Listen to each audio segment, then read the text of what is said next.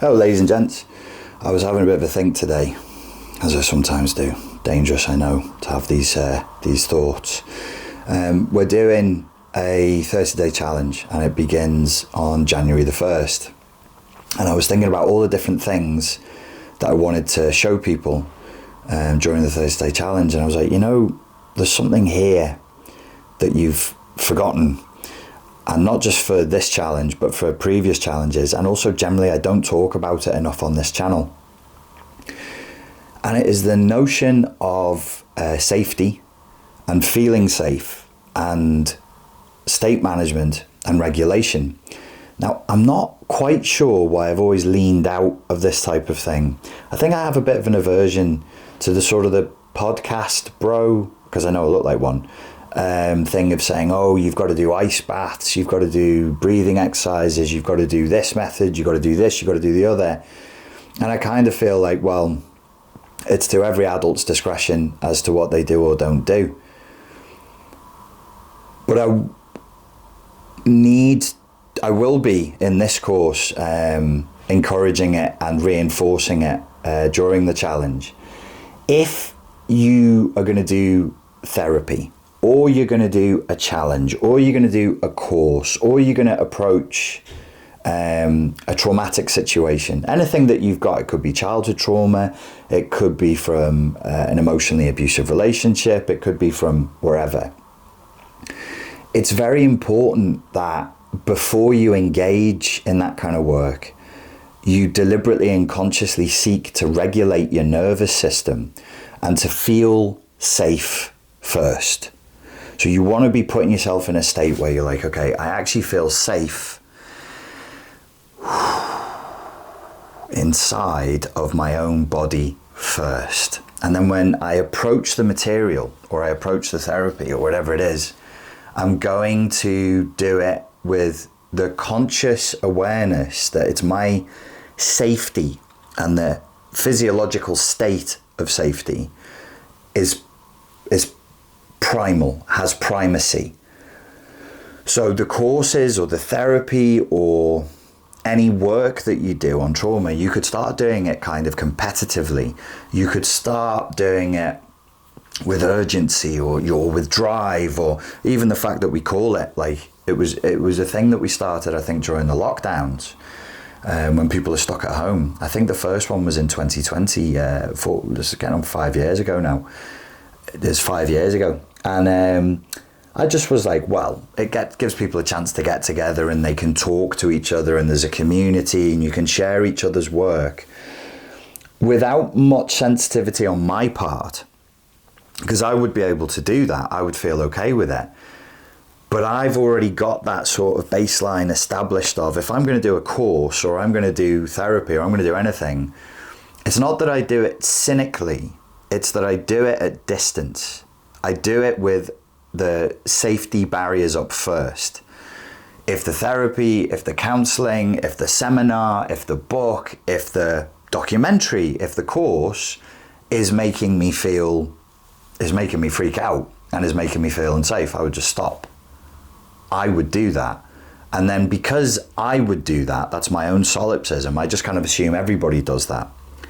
There are things I do regularly to regulate my emotional state. If you're interested in particularly dealing with emotional flashbacks, we have a free course. It's over on Fortress Mental Health Protection System, which is a YouTube channel where all of the tutorials are free. There's a technique there for working with your emotional flashbacks. There's a technique there for developing your emotional literacy, so that when difficult feelings and emotions and somatic experiences start popping up, you can address them in a way that is safe and that allows you to not neglect them or push them away, but to actually process them and move on. In my own life, do I do meditation work? Yes. Do I go sometimes to yoga if I feel I need it? Yes. Do I do breathing exercises if I feel I need them? Yes. There are apps you can use. There's I have an Aura ring. There's 5-10 minute meditations. If I feel like I need it, I'll do it. If I don't want to do that and I want to just do pure Zen meditation, I'll do it. If I need to take a walk, I'll take a walk. If I need to go to the gym, I go to the gym. I don't tell you to do these things. Like I say, I don't know, I have this weird aversion to it, but maybe I just need to get over. You do need to be doing that. Your body and mind are not separate.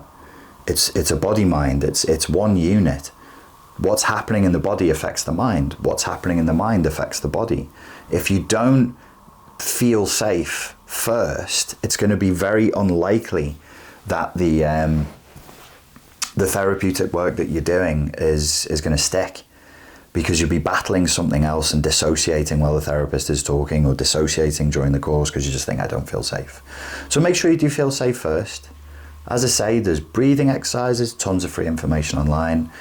A nice simple one, I got this from Andrew Huberman, speaking of podcast pros, which is the physiological breath. You can do it, it takes 60 seconds. That's a real simple one. 2 sharp inhales through the nose, and then physiological sigh, and then you sigh it out. So you can do 5 reps of this and you will feel better, which is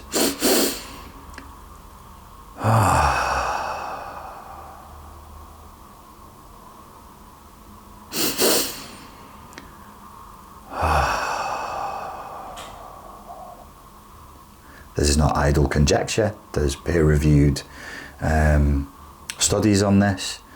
You can use breathing apps. There's breathing exercise on YouTube. Whatever it takes to take you from, if you're feeling a bit frantic, if you're feeling a bit anxious, if you start to feel a little bit disturbed, to just bring yourself down physiologically to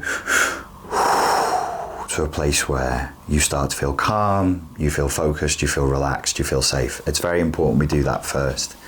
I don't push it enough here, and maybe I will start doing it. You don't have to go to the gym and throw weights around. I like to do things in the gym that are fairly vigorous, because afterwards my physiology calms. I do go to therapy. A couple of times when I've done therapy with my therapist, I go into such a safe state in the first whatever I'm doing, and then I have my session, it's on Zoom, the first 20-30 minutes, the ring thinks I've fallen asleep. So this is monitoring my skin temperature, it's monitoring my heart rate, and it's also measuring my heart rate variability, and it measures it as a nap. It goes, oh, you were napping for 20 minutes today. I was like, no, I was talking to my therapist. But that rapport, that safety that's created in that conversation regulates my neurology, my physiology, and brings me down into a safer state. Only when we've gone there first can we proceed. And if anything we're doing, see, the courses I teach are remote. I don't have you in front of me. If it's agitating you or it's bringing something up for you, of course the first thing is to feel safe. Feel safe first. And I don't mean this in a trite aphoristic way. I mean in your body. Do I physiologically feel safe, present, and calm? If yes, then proceed. If no, do the exercises. There's breathing exercises, there's meditations, there's visualizations, there's yoga, there's qigong exercises. If you want them, I'm happy to show you them. That will help you to, not everything works for everybody. Some people like stuff more than others. They'll help you to come back down. I also dance. I dance. At the moment, I'm being pretty good. I'm dancing like 3 times a week. I go to classes, I go to socials. It's a great way of altering your state. It's like a guaranteed dopamine release. But you don't have to go to classes. You don't have to go to socials. You just put a track on in your room and just try and move your body to the rhythm of your favorite song for 3.5 minutes. You will feel better at the end than at the beginning. It's primal. This is what humans everywhere, all across the globe, throughout geography, throughout time, throughout history, we've always done that. There's always a tradition of that.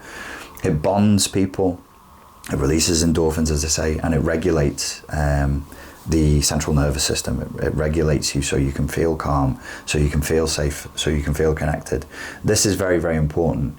Narcissistic abuse recovery work is quite spicy work by nature of the fact that narcissistic abuse is quite acidic.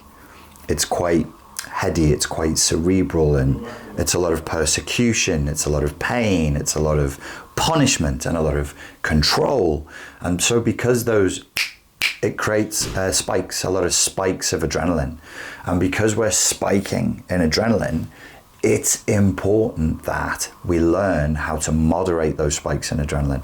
Even just thinking about the narcissistic abuse or revisiting an incident or going back can spike the adrenaline. Let's go back down, feel safe, feel connected, then we can move on. Okay. If you're interested in that, join the mailing list over on richardgrannon.com. If you sign up for the free ebook, which is like, what's the manual called? The map for overcoming narcissistic abuse or something like that. You get on the mailing list, then you'll find out about how to get on the course first. You'll get like immediate access to it. We're going to start on January the 1st. But I'd like people to join up before then. There's a few bits and pieces of work I'd like you to have a look at. As I say, as soon as that becomes available to purchase, we'll let you know through the newsletter. All right, that's it, ladies and gents. Thank you very much for your time and for your attention. Have a nice dance, have a nice breathe, and I'll speak to you soon.